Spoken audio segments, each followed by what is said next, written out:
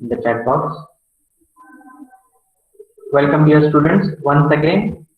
And here we are today with the new text that we are going to study from our supplementary reader, that is the hack driver. And in this text, as we have in the morning read the text and also have listened to it, you know that it is about a young lawyer, who comes to a village to serve someone in Oliver Lutkin. A friendly hack driver takes him round the village in search of Lutkin. So does he find him, and who is Lutkin? I know that you have already understood the text and have got, because it is very easy to understand. And somewhere in our life, we have watched, in the movies or in the serials or in a real life, such incidents happening. Am I right? What do you say? Don't you know the answer? Does he find him? Yes, sir, we know it. Yes, he finds him, but at last it takes the next day and someone's help. And who is Lutkin? Lutkin is none but the person, the hack driver himself. Very good. It happens in many movies. I think you must have come across such things happening, right? Whom we ask the address about the person we want to meet is none but the same person having the same address and the person we want to meet. I'll not comment more on it. Would you like to watch a video based on it in a summary first and then an animation? Yes, sir. What do you say? Yes, sir. Yes, sir. Okay, very good. You are always interested in watching something than listening to me. Good. So here it is. You can see and enjoy watching this video. I'll mute myself. The Hack and also Driver by Sinclair Lewis. After the hack,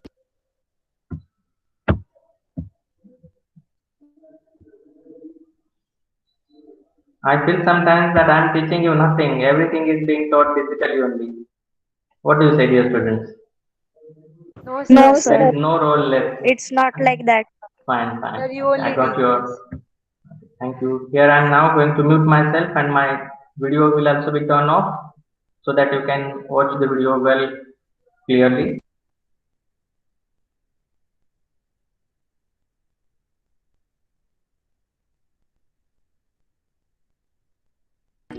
Driver by Sinclair Lewis. After graduating with honors, I became a junior assistant clerk in a magnificent law firm. I was sent not to prepare legal briefs, but to serve summons like a cheap private detective. I had to go to dirty and shadowy corners of the city to seek out my victims. Some of the larger and more self-confident ones even beat me up. I hated this unpleasant work and the side of city life it revealed to me. I even considered fleeing to my hometown, where I could have been a real lawyer right away without going through this unpleasant training period. So I rejoiced one day when they sent me out 40 miles in the country to a town called New Mullion to serve summons on a man called Oliver Lutkins. We needed this man as a witness in a law case, and he had ignored all our letters. When I got to New Mullion, my eager expectations of a sweet and simple country village were severely disappointed. Its streets were rivers of mud, with rows of wooden shops either painted a sour brown or bare of any paint at all. The only agreeable sight about the place was the delivery man at the station. He was about 40, red-faced, cheerful, and thick about the middle. His working clothes were dirty and well-worn, and he had a friendly manner. You felt at once that he liked people. I want, I told him, to find a man named Oliver Lutkins. Lutkins? I saw him around here about an hour ago. Hard fellow to catch, though. Always up to something or other. He's probably trying to start up a poker game in the back of Fritz's shop. I'll tell you, boy, Is there any hurry about locating Lutkins? Yes, I want to catch the afternoon train back to the city. I was very important and secret about it. I'll tell you what, I've got a hack. I'll get it out and we can drive around together and find Lutkins. I know most of the places he hangs out. He was so open and friendly that I glowed with the warmth of his affection. I knew, of course, that he wanted the business, but his kindness was real. I was glad the fare money would go to this good fellow. I managed to bargain down to $2 an hour, and then he brought from his house nearby a sort of large black box on wheels. He remarked, "Well, young man, here's the carriage." And his wide smile made me into an old friend. These villagers are so ready to help a stranger. He had already made it his own task to find Oliver Lutkins for me. He said, "I don't want to interfere, young fellow, but my guess is that you want to collect some money from Lutkins. He never pays anybody a cent. He still owes me 50 cents on a poker game I was fool enough to play with him. He's not really bad, but it's hard to make him part with his money. If you try to collect from him in those fancy clothes, he'll be suspicious and get away from you. If you want, I'll go into Fritz's and ask for him, and you can keep out of sight behind me." I loved him for this. By myself, I might never have found Lutkins. With the hack driver's knowing help, I was sure of getting my man. I took him into my confidence and told him that I wanted to serve the summons on Lutkins, that the man had refused to be a witness, when his information would have quickly settled our case. The driver listened earnestly. At the end, he hit me on the shoulder and laughed. "Well, we'll give Brother Lutkins a little surprise. Let's start, driver. Most folks around here call me Bill or Magnuson. My business is called William. All right, Bill. Shall we proceed to Fritz's?" "Yes. Lutkins is just as likely to be there as anywhere. Plays a lot of poker. He's good at deceiving people." Bill seemed to admire Lutkins' talent for dishonesty. I felt that if he had been a policeman, he would have caught Lutkins respectfully and jailed him with regret. Bill led me into Fritz's. "Have you seen Oliver Lutkins around today?" "Friend of his, looking for him," said Bill cheerfully. Fritz looked at me, hiding behind Bill. He hesitated and then admitted, "Yes, he was in here a little while ago. Guess he's gone over to Gustav's to get a shave." "Well, if he comes in, tell him I'm looking for him." We drove to Gustav's barber shop. Again, Bill went in first, and I lingered at the door. He asked not only the Swede, but 2 customers if they had seen Lutkins. The Swede had not. He said angrily, "I haven't seen him and don't care to. But if you find him, you can just collect the $1.35 he owes me." One of the customers thought he had seen Lutkins walking down Main Street, this side of the hotel. As we climbed back into the hack, Bill concluded that since Lutkins had exhausted his credit at Gustav's, he had probably gone to Gray's for a shave. At Gray's barbershop, we missed Lutkins by only 5 minutes. He had just left, probably for the pool room. At the pool room, it appeared that he had just bought a pack of cigarettes and gone out. So we pursued him, just behind him, but never catching him, for an hour, till it was past 1 o'clock. I was hungry, but I had so enjoyed Bill's rough country opinions about his neighbors that I scarcely cared whether I found Lutkins or not. How about something to eat? I suggested. Let's go to a restaurant and I'll buy you lunch. Well, I ought to go home to the wife. I don't care much for these restaurants. Only 4 of them, and they're all bad. Tell you what we'll do. We'll get the wife to pack up a lunch for us. She won't charge you more than $50, and it would cost you more for a greasy meal in a restaurant. And we'll go up to Wade's Hill and enjoy the view while we eat. I knew that Bill's helpfulness to the young fellow from the city was not entirely a matter of brotherly love. I was paying him for his time. In the end, I paid him for 6 hours, including the lunch hour, at what was then a very high price. But he was no more dishonest than I. I charged the whole thing to the firm, but it would have been worth paying him myself to have his presence. His cheerful country wisdom was very refreshing to a country boy like myself, who was sick of the city. As we sat on the hilltop, looking over the pastures and creek which slipped among the trees, he talked of New Mullion and painted a picture in words of all the people in it. He noticed everything, but no matter how much he might laugh at people, he also understood and forgave their foolishness.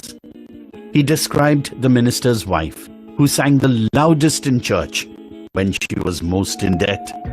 He commented on the boys who came back from college in fancy clothes. He told about the lawyer whose wife could never succeed in getting him to put on both a collar and a tie on the same day. He made them all live.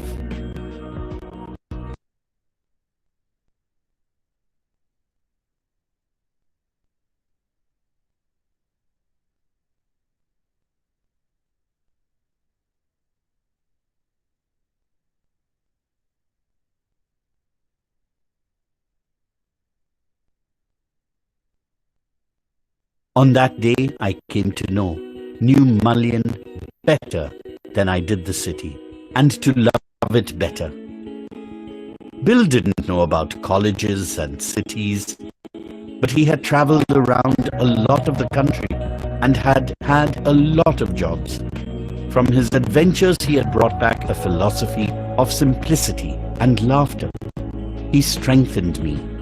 We left that peaceful scene of meadows and woods and resumed our search of Oliver Lutkins.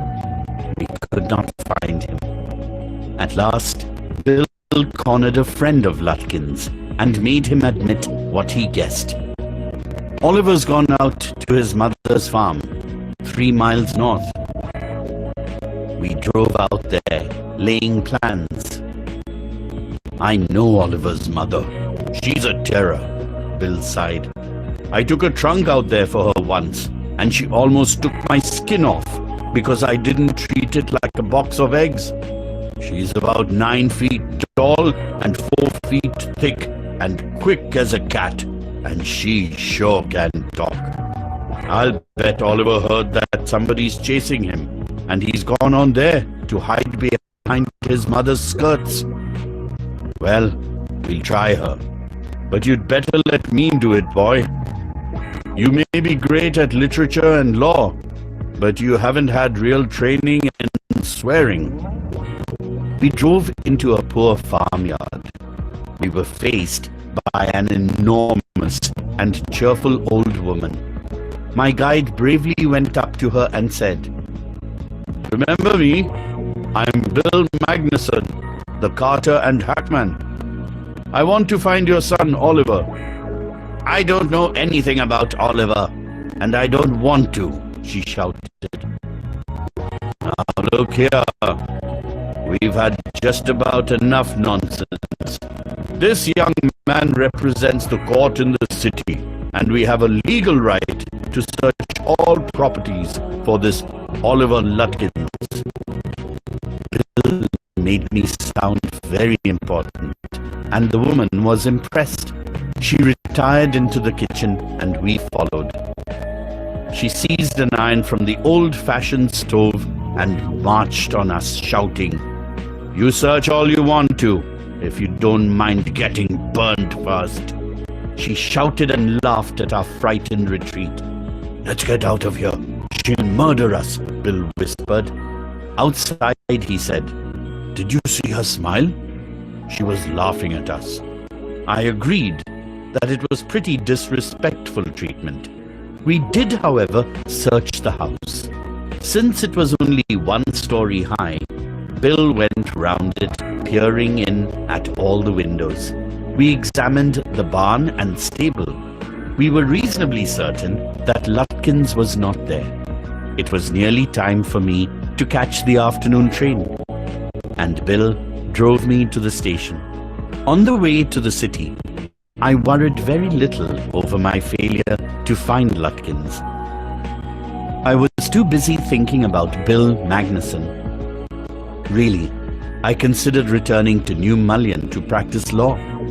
If I had found Bill so deep and richly human, might I not grow to love Fritz and Gustav and 100 other slow-spoken, simple, wise neighbors? I pictured an honest and happy life beyond the strict limits of universities and law firms. I was excited. I had found a treasure. I had discovered a new way of life. But if I did not think much about Lutkins, the office did. I found them all upset. Next morning, the case was coming up in the court, and they had to have Lutkins. I was a shameful, useless fool. That morning, my promising legal career almost came to an end before it had begun. The chief almost murdered me. He hinted that I might do well at digging ditches. I was ordered back to New Mullion, and with me went a man who had worked with Lutkins. I was rather sorry, because it would prevent my loafing all over again with Bill. When the train arrived at New Mullion, Bill was on the station platform near his cart. Strangely enough, that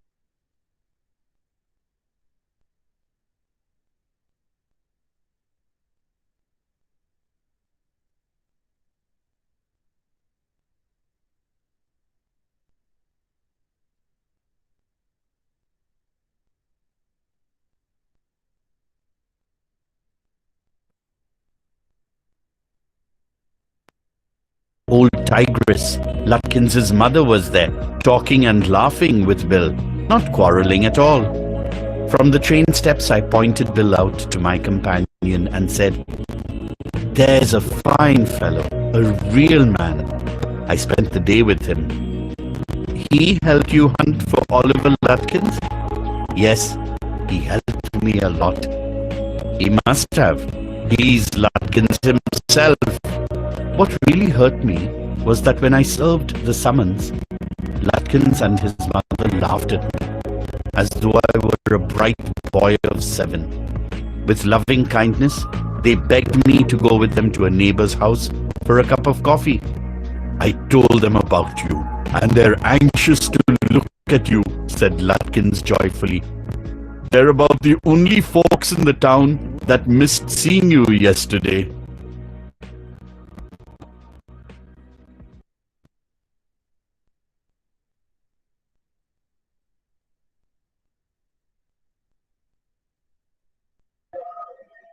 Yes, dear students, could you watch it properly or you face many problems while watching?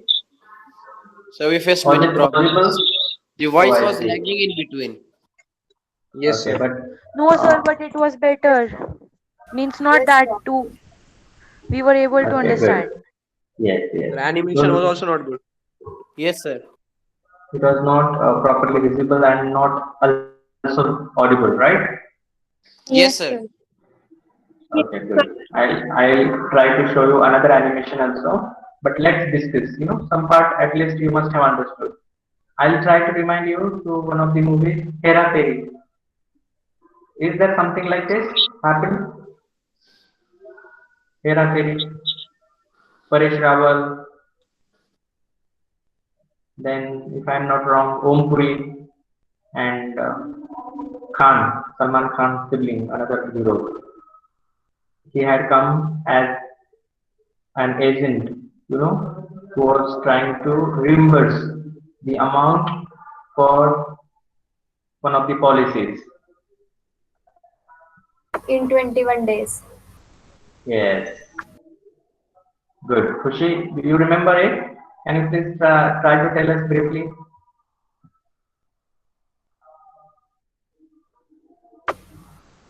Sir, one of the companies, they claim that they would double the amount in 21 days and Yes, minimum amount should be 1 crore rupees.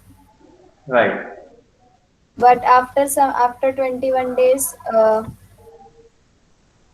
they Very went good. and Okay, the office was not there. okay, very good, very good. I think there are different parts. Like Bahubali has part one, part two. Herakiri, I think, has also two or three more Three parts. parts, sir. In one of the parts, as Kushi told, that one of the companies claim that they will double their amount. If they pay 21 crore, they will be given 42 crores in period of time. But the time they wanted that money back and they visited the place, they found nothing there, right? So I think in that Yes, sir. Sunil Shetty is there, Akshay Kumar and Paresh Rawal. These are the main characters. Now I'm referring to another Hera Fairy in which Paresh Rawal is there having some those kind of tips as he had earlier also. Then mm, Sarfraz Khan or somebody, as an agent has been mentioned, and Om Puri, if I'm right. Anybody remembers? Harsh Bothe Patil has just joined. Do you No, sir, I remember joined that? from another account.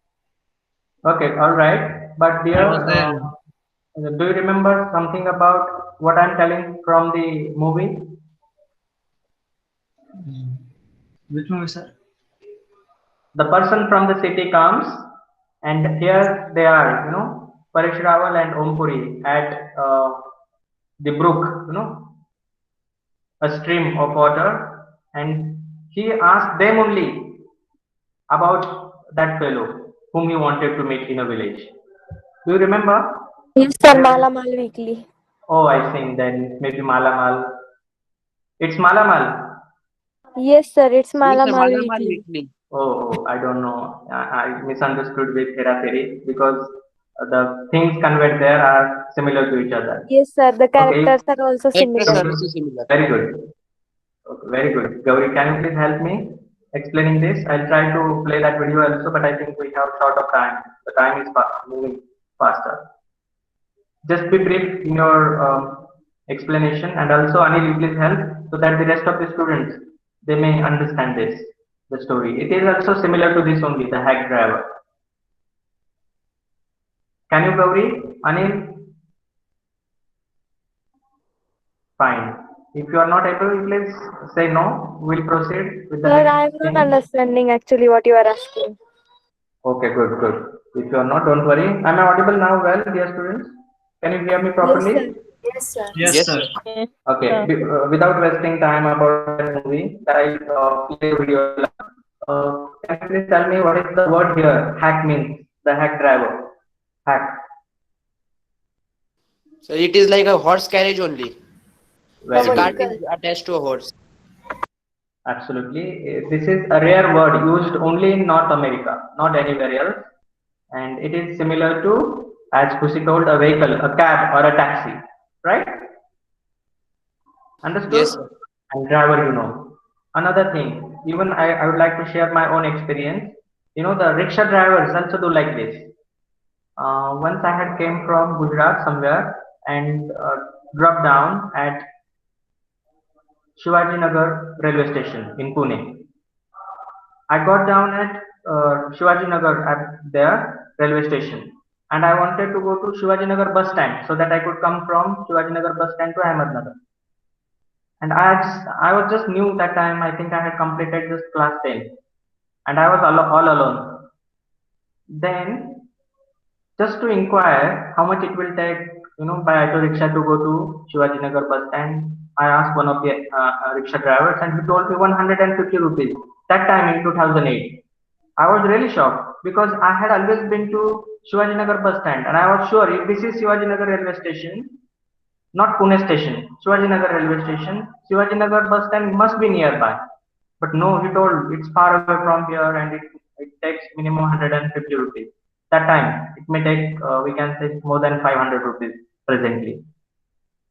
But I just thought and thought, it was, I think, almost 3 a.m., for 3 or 4 at night.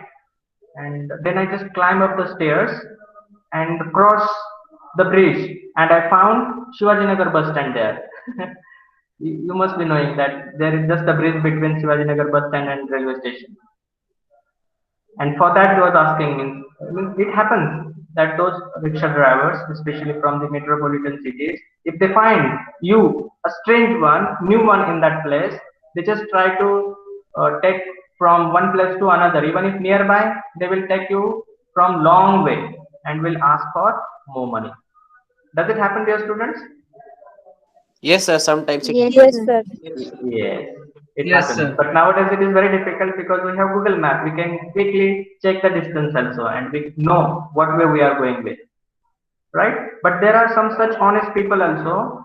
I read a story in the book by Shukhera that a rickshaw driver, took a person to his spot, but the driver was not knowing where the person exactly wanted to go, and so it took 1 kilometer extra, and then it was showing 50 rupees, but he asked that fellow just 45 rupees. The person was astonished that the meter was showing 50 rupees, but he asked only for 45 rupees.